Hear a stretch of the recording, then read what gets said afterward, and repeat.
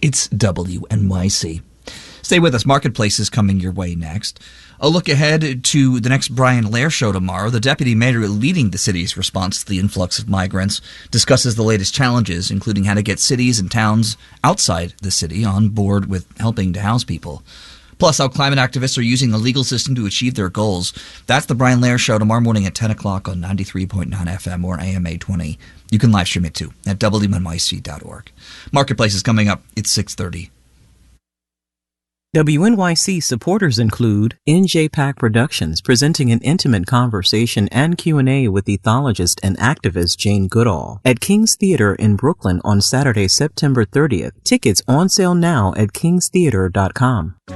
If you believe democracy requires a free press, your station is WNYC, 93.9 FM and AM 820, NPR News and the New York Conversation. Marketplace is supported by C3 AI. C3 Generative AI provides ChatGPT enterprise search that is verifiable, secure, and accurate across all enterprise data. C3.ai. This is Enterprise AI. It's entirely possible that this is the only thing we're going to hear from Jay Powell on this program today. You know, we have the ability to be careful at this point and move carefully, and that's what we're planning to do. From American Public Media, this is Marketplace. Marketplace is supported by Amazon Business, helping provide a smarter, easier way to get the supplies businesses need to thrive. Amazon Business, your partner for smart business buying. And by Sendoso, the corporate gifting platform that helps you send personalized gifts, experiences, and swag to customers, prospects, and employees. Learn more at sendoso.com/marketplace. And by Odoo, focused on providing all-in-one open-source business management software with fully integrated applications for every business need. More at odoo.com. In Los Angeles, I'm Kai Rizdal. It is Wednesday today, the 20th of September. Good as always to have you along, everybody. And look, just because I said we might not hear more from Jay Powell today does not mean we are not going to talk about the Fed's announcement on interest rates and this economy. We're just going to do it different. A couple of weeks ago, before the central bank went into its usual pre-meeting quiet period, we got Austan Goolsbee on the phone. He's the president of the Federal Reserve Bank of Chicago, of course, and I asked him about what he calls the golden path, which is Goolsbee speak for soft landing. All right, so look, if you're saying it's possible to get on the golden path, I have to ask you how much more you need to see it, because inflation has come down precipitously. The job market, as you know, is still strong. Some signs of it weakening, which is what you guys want to see. The economy is growing. What more do you want to see? Yay to all of those. We're getting more supply and demand, more back into balance, but the overall level of inflation is still above where we want it to be. And he went on, because he's a talker. There's clearly risks. I mean, if you look at China, if you look, we could have a government shutdown. There are a whole series of bumps in the road that we will have to navigate. All right, that was a lot, I know, but bear with me. Would the AirPods work or not? Okay, I'll just do it like this. This is Steve Ferrazzi. So I'm just a professor teaching and research and thinking about the Fed. He's a professor of economics at Washington University in St. Louis. And we asked him what it is going to take for the Fed to just take the win. It's hard to tell because there's so much volatility month to month, quarter to quarter in all sorts of prices.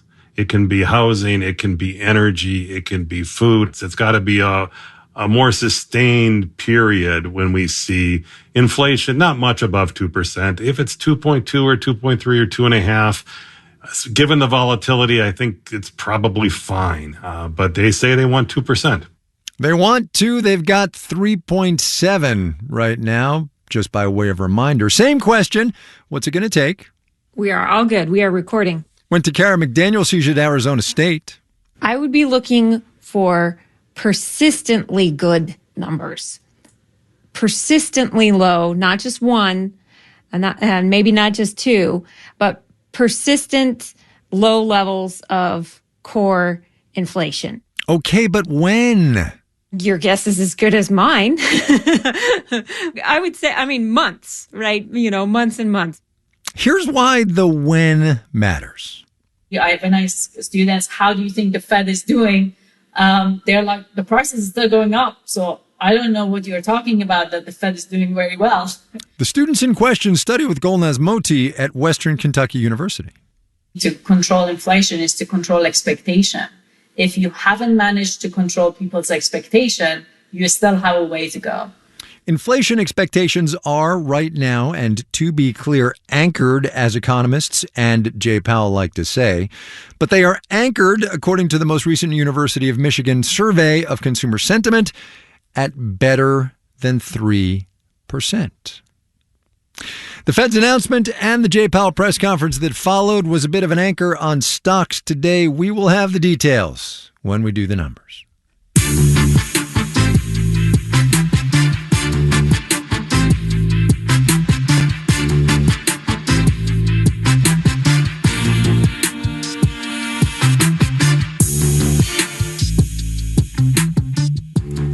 As we've remarked the past couple of days, September is barely half over yet. The retail industry is already getting ready for the holidays.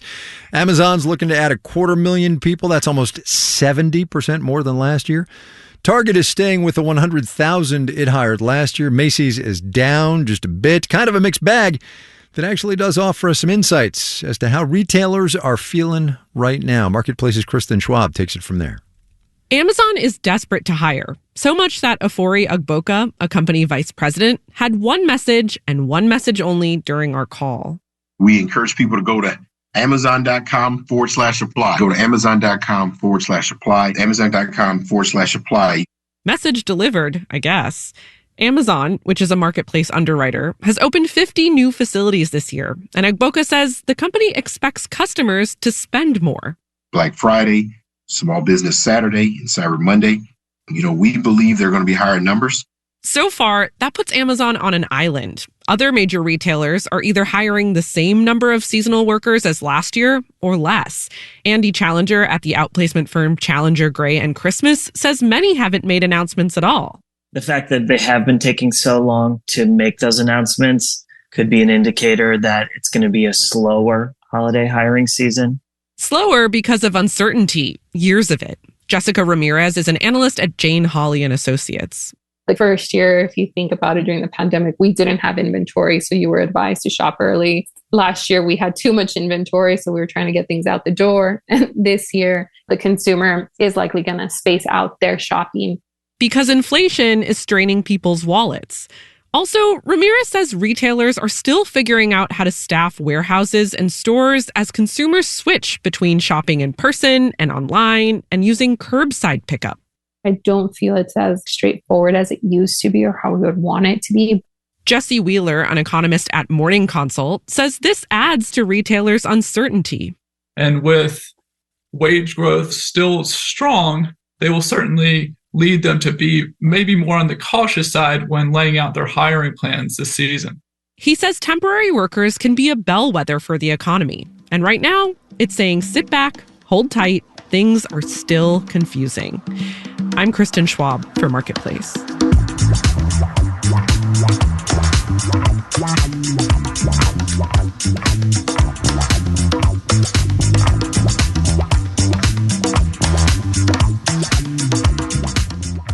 Unless you're a currency trader, you probably don't have this one in your tickler file. Friday is the one-year anniversary of a kind of an unusual move by the Japanese government. It bought up a bunch of yen, trying to prop up the value of its currency, and in the process, by the way, making everything Japan imports less expensive. The yen had been falling against the dollar because, in large part, the Bank of Japan had to be keeping interest rates low, and the Federal Reserve, well, as we all know, hadn't.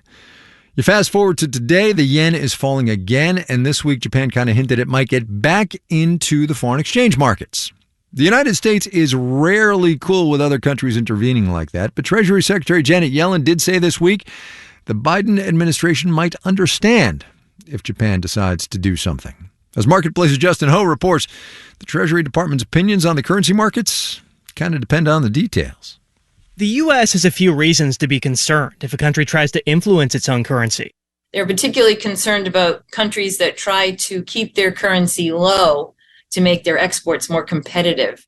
That's Mary Lovely, senior fellow at the Peterson Institute for International Economics. Lovely says if another country tries to manipulate their currency down and make their exports cheaper, that can give them an unfair advantage, which ticks off the U.S. government, American companies, and workers.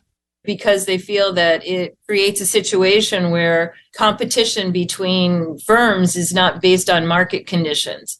It's based on government decisions to intervene in the currency market. The U.S. has a history of accusing China of currency manipulation, but Japan is a different story. For one, our political relationships are very different. And two, Japan is trying to boost its currency, not deflate it. Takatoshi Ito, a professor at Columbia, says that's just not as concerning to the U.S. Because it doesn't threaten U.S. industries. Ito says Japan is also trying to make the yen more stable. For not only Japanese investors and exporters, but also the global trading system. If the yen jumps around too much, anyone that wants to trade with Japan might hold off. Supply chains could seize up. Catherine Dominguez, a professor at the University of Michigan, says this is not the time for that to happen. The world economy is fragile, and the U.S. feels it would be in their best interest for all of the, especially advanced economies, to continue to thrive. Dominguez says a stronger yen could boost the Japanese economy. That's because Japan imports a lot of products, especially energy and raw materials. So as the yen appreciates, they basically have to spend less yen in order to purchase the same amount of fuel and raw materials. And Dominguez says a stronger Japanese economy could increase demand for American products. I'm Justin Ho for Marketplace.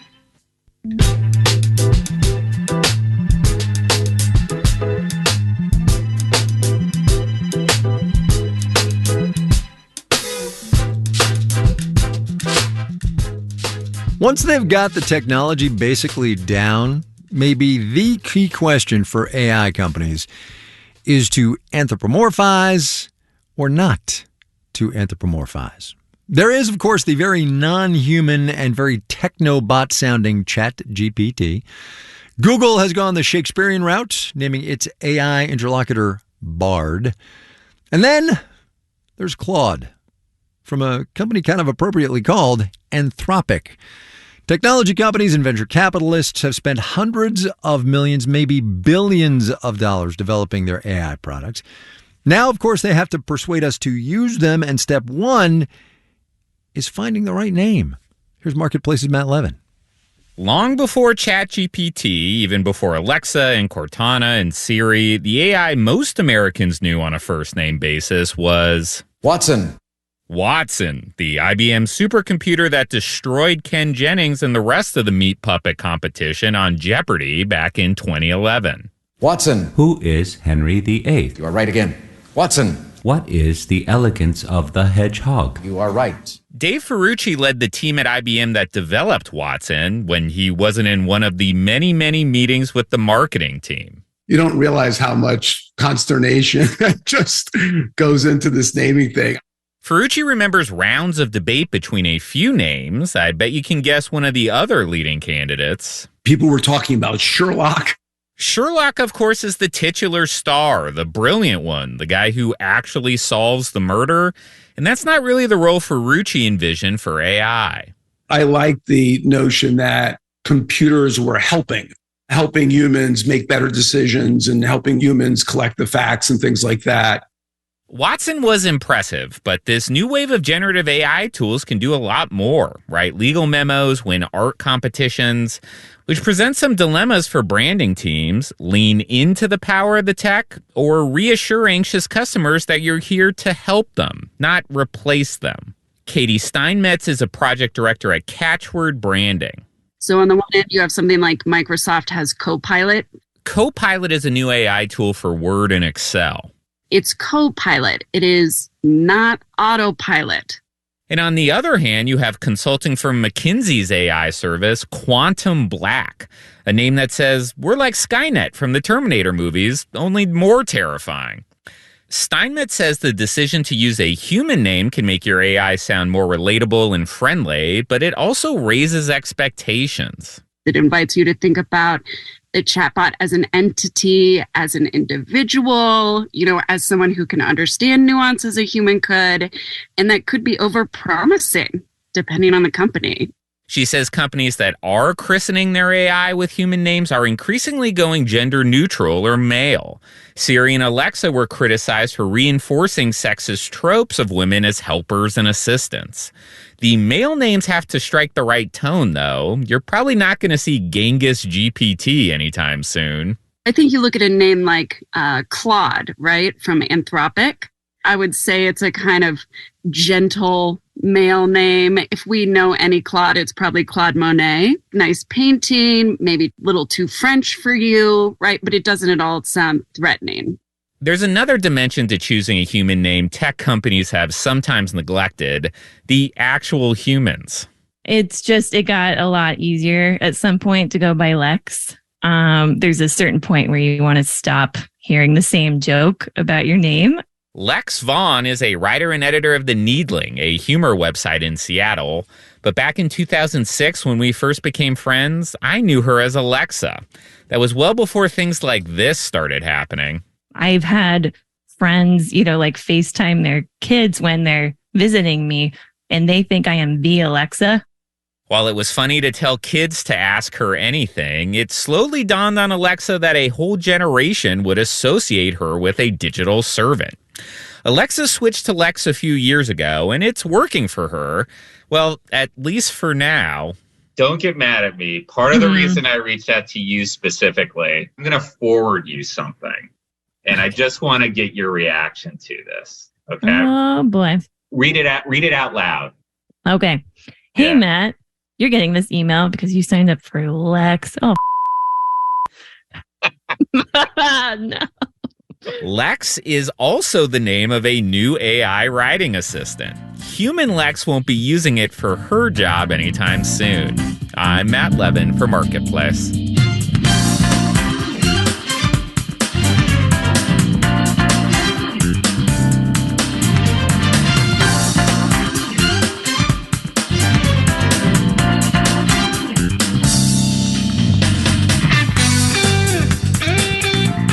Well, that piece took a turn, didn't it? Coming up. Some of them are, not overly concerned with the truth. Caveat emptor indeed, but first, let's do the numbers. Dow Industrial's off 76 today, 0.2%, 34,440. The NASDAQ down 209, 1.5%, 13,469. The S&P 500 subtracted 41 points, 0.9%, 44 and 2 there. The office furniture maker Steelcase surged 19%. It posted better than predicted second quarter earnings and issued strong forward guidance. General Mills is the proud purveyor of such food as Dunkaroos and Annie's Organic Cheddar Bunnies, whatever those are. The company posted first quarter results that were slightly tastier than expected. Shares barely budged. You're listening to Marketplace. Marketplace is supported by Charles Schwab. Schwab believes every investor deserves to work with a firm they can count on. That's why Schwab has financial consultants ready to serve their clients, plus professional answers and 24/7 live help. Learn more at schwab.com. And by C3 AI. C3 Generative AI provides ChatGPT enterprise search that is verifiable, secure, and accurate across all enterprise data. Learn more at c3.ai. This is Enterprise AI. And by the Peter G. Peterson Foundation, a nonpartisan organization dedicated to raising awareness and accelerating action on America's fiscal challenges to build a brighter economic future for the next generation. Learn more at pgpf.org. Support for WNYC comes from the New Jersey Department of Transportation, reminding listeners that each day, more than 1,000 crew members head out to work zones on our roads. So when you enter a work zone, slow down, move over, and stay alert. New Yorkers are always juggling work, family, sleep. Who has time for news? That's why there's NYC Now, a local news podcast from WNYC and Gothamist. With 3 quick updates a day, you'll get breaking news, the latest on evolving stories, and what it all means for you. Listen to NYC Now weekdays wherever you get podcasts.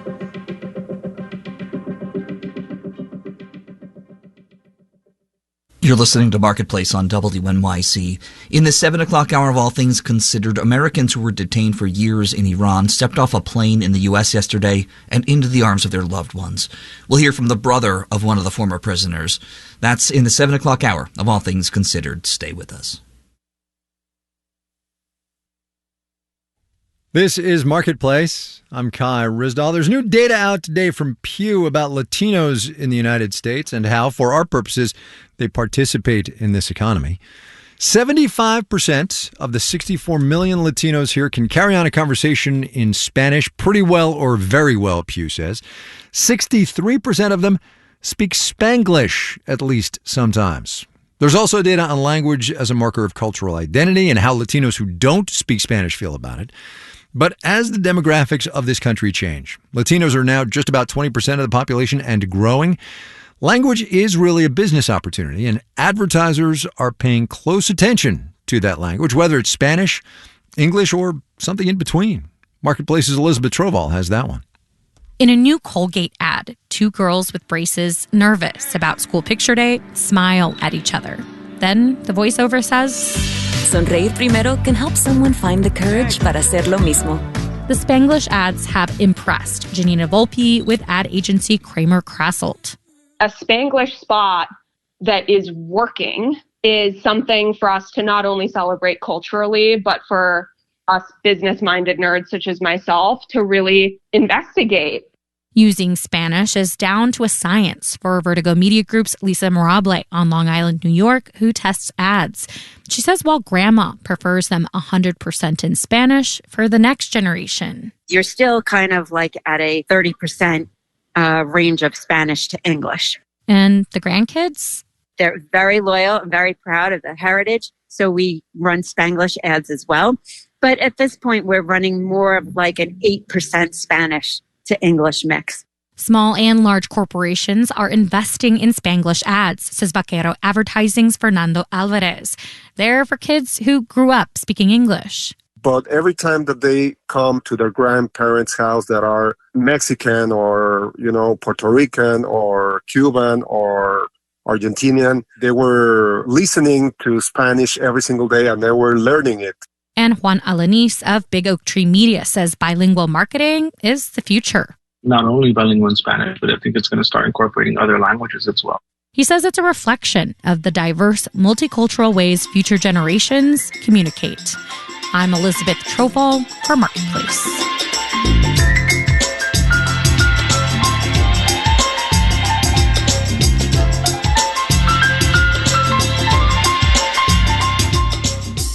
Advertising, of course, takes many forms. Cross-cultural, as Elizabeth was just talking about. Straight ahead.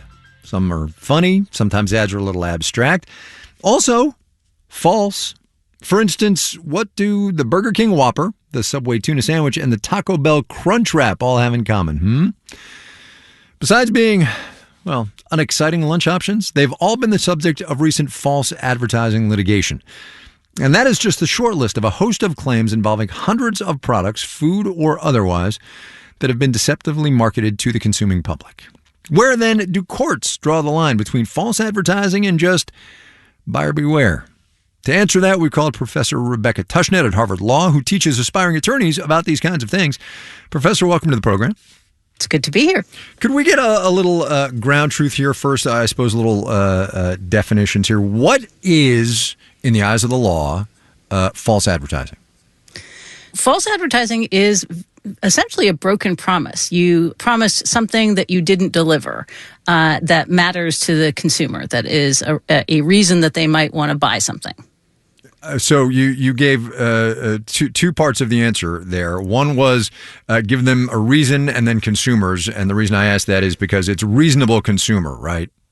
Right. There's always somebody unreasonable who, expects the refrigerator never to break down. But there's also lots of reasonable expectations, even if they might be wrong. So it might be reasonable to think that, say, a medicine can last, 24 hours, even if it's physically impossible for that particular medicine. Mm-hmm. But you're not supposed to know that as an average person on the street. So it is an increasing issue, right? There are more complaints being made, more lawsuits being filed. What is going on? So there's always a dynamic in the market where sellers are trying to get away with whatever they can get away with. And some of them are, not overly concerned with the truth. One of the things I think we're seeing with the lawsuits actually is the collapse of other ways to regulate companies, and also the inability to sue for a lot of the things that go on in our lives. So most of your life, you have signed contracts with people saying, I promise not to sue you, and we'll arbitrate if there's a problem.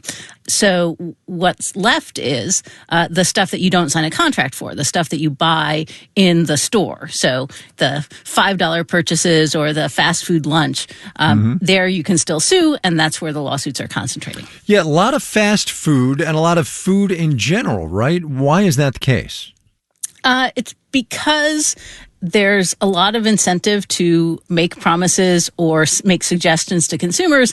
And then when the consumer says, hey, that didn't really happen, you say, well, it was always vague anyway. Like, what is natural really? What is clean really?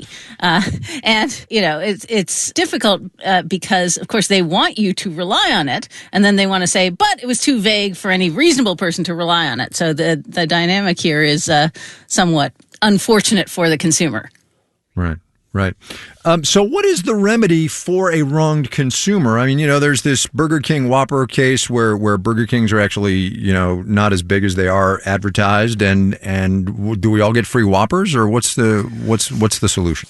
So usually the consumer asks for a refund, so basically to reflect the difference between what they paid for and what they thought they were getting. There'd probably be a settlement, and anybody who had bought a burger within the relevant time period could get 10 cents per burger or whatever. Most of the deterrent effect there just comes from, if it were to succeed, they would probably change some of their advertising and, not do it again.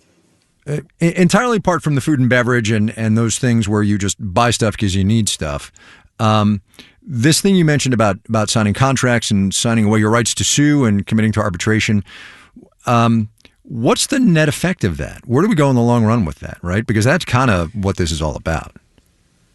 Right. So the problem with that is it gives big companies the ability to basically nickel and dime you. And, a nickel wrongfully taken from me is no big deal, but a nickel wrongfully taken from 100 million people is a lot of money. And so I think we do need to think about responding to these sort of large scale things, even when they're small individually. They just contribute to chipping away at us economically, which is not great. Right. It's an erosion of consumer rights, right? In a consumer-driven economy. Yes. Rebecca Tushnet is a professor of law at Harvard University. Professor, thanks for your time, ma'am. I appreciate it. Thank you.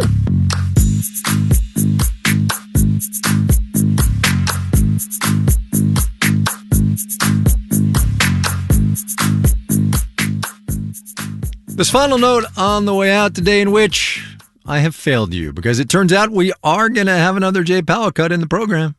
I've always thought that the soft landing was a plausible outcome, that there was a path, really, to a soft landing. I've thought that, and I've said that since we lifted off. It's also possible that the path is narrowed and it's widened, apparently. Ultimately, this may be decided by factors that are outside our control. These are the bumps that Goolsbee was talking about. The UAW strike, a maybe, but looking more likely every single day. Government shutdown, rising gas prices, student loan payments. Resuming, there is a lot going on right now.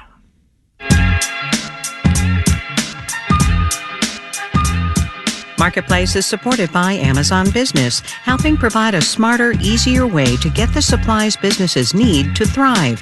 Amazon Business, your partner for smart business buying. And by Domo, the data experience platform innovator that puts data to work for everyone so they can multiply their impact on the business. More at domo.com. Let's just call the whole show a moment of economic context today, will you? Because I got to go. Media production around here: Brian Allison, Jake Cherry, Jessen Dueller, Drew Jostad, Gary O'Keefe, Jeff Peters, Charlton Thorpe, Juan Carlos Torado, and Becca Weinman. I'm Kai Brisbal. Tomorrow. See ya. This is APM.